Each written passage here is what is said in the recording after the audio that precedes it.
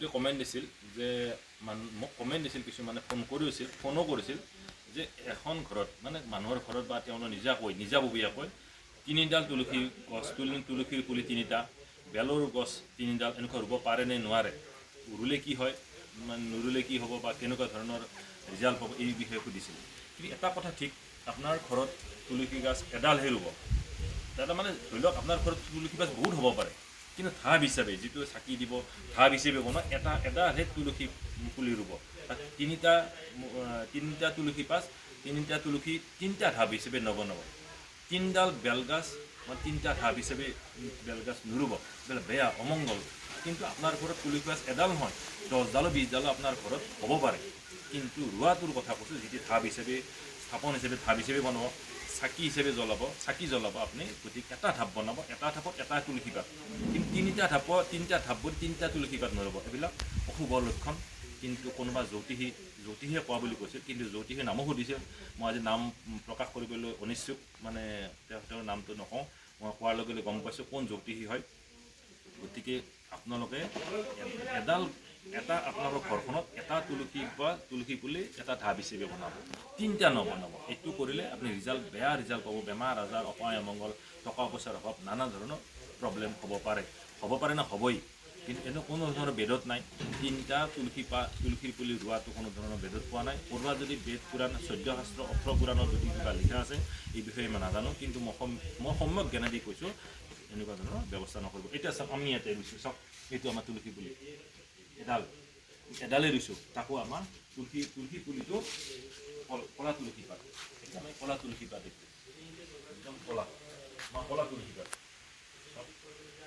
একদম নিখুঁত কলা তুলসী পাত, নিখুঁত কলা তুলসী পাত। আচলতে তুলসী পাতটো কলা তুলসী পাত হ'ব লাগে। তুলসী পাতটো কলা তুলসী পাত খুবেই ভাল, বগাও আছে তুলসী পাত, কিন্তু কলা তুলসী পাতৰ ব্যৱস্থা কৰিব।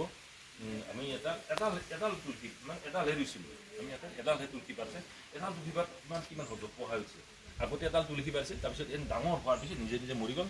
পিছত আমি ৰুব নাপালোঁ, কেইদিনমান পিছত আকৌ নিজে এডাল হৈ গ'ল। অৰ্থাৎ এতিয়া আমাৰ ঘৰত মাত্ৰ এডাল গছতে ইমান ডাঙৰ পোৱা হৈছে। এতিয়া চাওক, এডাল বেলগছ, আমাৰ এডাল বেলগছ, আমি 3ডাল ৰুব পাৰিলোঁ হয়।